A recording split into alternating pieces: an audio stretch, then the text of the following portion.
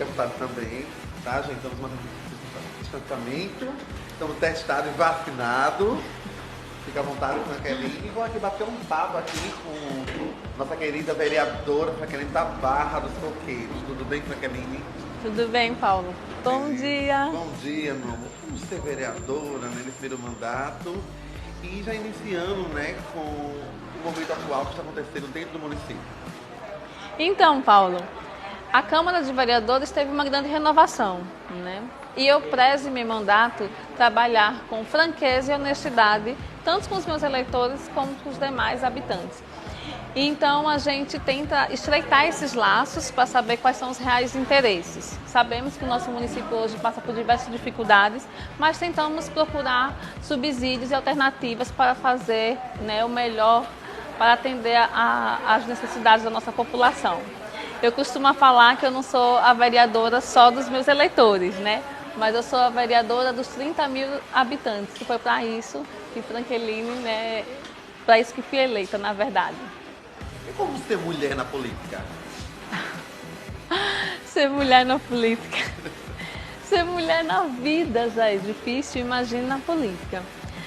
Nós temos o machismo estrutural que atrapalha bastante. Lá na Câmara somos em 3, somos bastante unidas, né? E a cada dia que se passa a gente vem desconstruindo o machismo estrutural que é imposto. Lógico que não são todos, né? Nós temos alguns parceiros, alguns homens que vibram, né, pelo espaço da mulher na sociedade, principalmente ali no legislativo, mas é muito difícil. Mas contornando, né, nos organizando e principalmente não desistindo, é que a gente consegue estar representando essas mulheres, mas é bem difícil mesmo.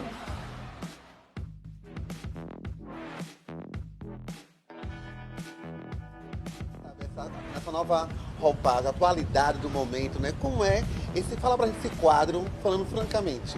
Então, o Falando Francamente surgiu, a gente sabe que a gente está numa era digital, né? Onde alguns dias atrás a gente precisava nos aproximar da população, mas tinha as restrições sobre a pandemia.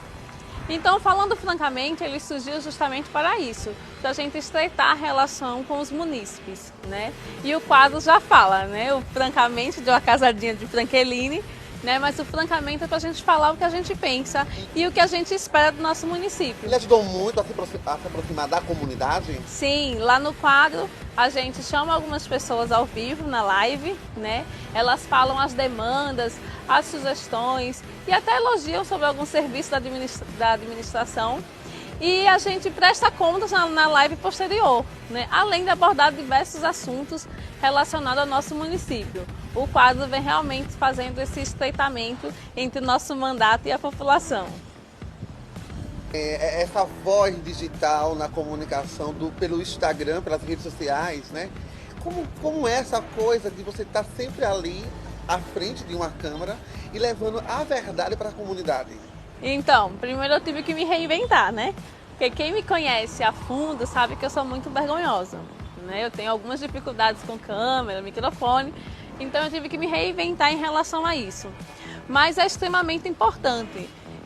Eu não poderia, no momento que a gente estava, hoje a gente, graças a Deus, né, no nosso município, a gente zerou alguns dias atrás a questão do Covid, né, 100 pessoas suspeitas, 100 pessoas contaminadas, mas a gente passou um momento muito crítico e perdemos diversas pessoas, né, pessoas importantes para o nosso município, e amigos e familiares, né, então... Como eu também não poderia ficar esperando a pandemia passar, a gente precisa se adequar a essa nova era. E o Falando Francamente veio abraçando, né, essa forma da gente estar se inteirando com a população, quais são as reais necessidades deles. E foi bem legal, viu? Muito bom. Você achou que tem uma dificuldade levando essas propostas, levando como indicação para a Câmara? Então, não. Né? Não tem dificuldade porque... Francamente, ele atinge realmente naquele bairro. As pessoas são convidadas e a pessoa passa qual é a sua real necessidade. Né? A gente transforma isso em indicação, dependendo do assunto a gente conversa com o prefeito, leva para o prefeito e a gente leva a solução novamente para o quadro. né? E as pessoas ficam esperando, então é muito bom. O quadro é de 15 em 15 dias, né? Que é justamente para dar esse tempo para a gente poder estar trazendo, né, as discussões novamente de volta, prestando contas do que foi que aconteceu, como foi que a gente conseguiu resolver, né, como é que está a situação solicitada. E então é isso. Além das demandas de bairros, né, das pessoas, a gente também trabalha alguns assuntos, né? Esse mês, Setembro Amarelo, a gente vai abordar a questão do transtorno, né, da questão do psico, né? Então a gente tem uma entrevista com um psicólogo, né? O próximo, francamente, já deixando aqui para as pessoas, e a gente vai tratar essa questão da depressão, essa questão da importância, né, estar discutindo esse assunto no nosso município, porque a gente não temos dados específicos, mas vários relatos na comunidade de pessoas que estão passando depressão pós-pandemia e também nossos jovens, né?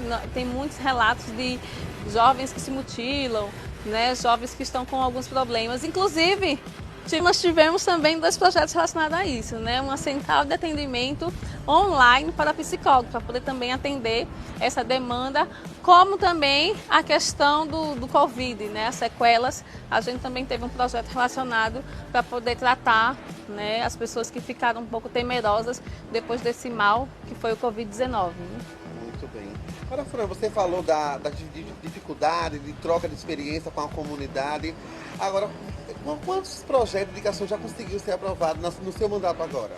Então, a gente trabalhou em torno de 30 projetos entre indicações, entre moções e requerimentos, né? A gente teve 2 requerimentos, que foi a questão do levantamento da lista do Covid-19 no início, e um requerimento falando sobre a REURB, que é um assunto que a gente está tratando lá na Câmara, né?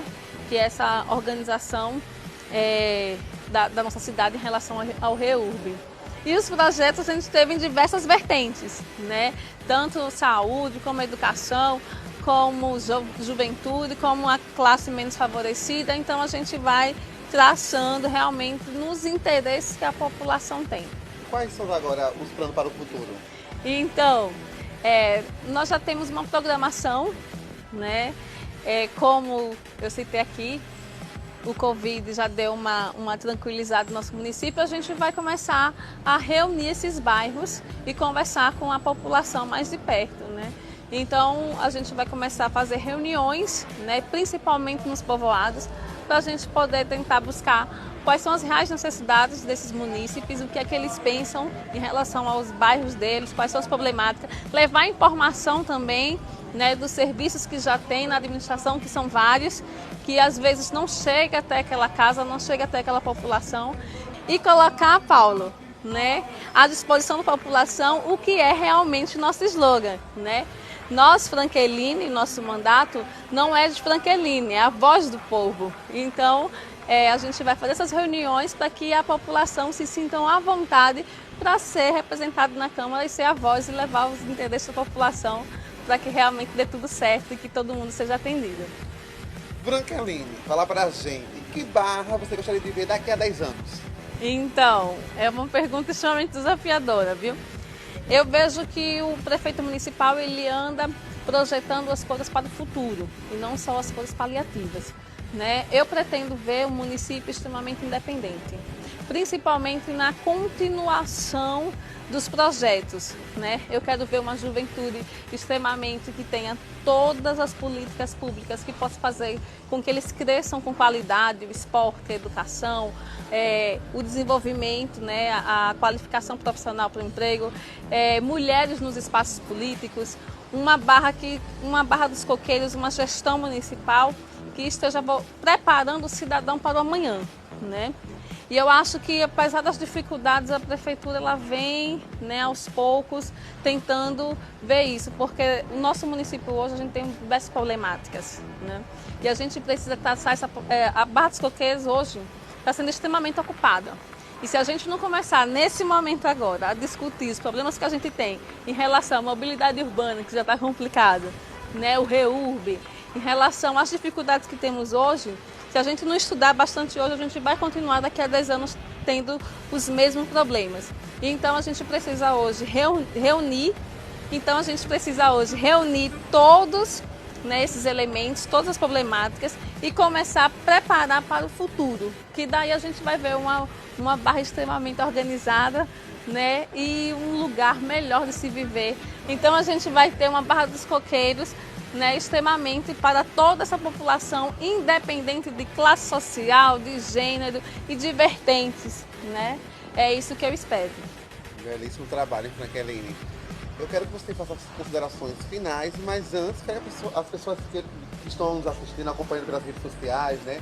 Pela revista Giro 380, quer saber, Frankeline, mãe, esposa. Dá trabalho, viu? Inclusive, Frankeline chegou atrasada aqui na entrevista hoje, justamente porque teve que pegar a pequena, que era dia de prova, a pequena acordou tarde, dormiu tarde.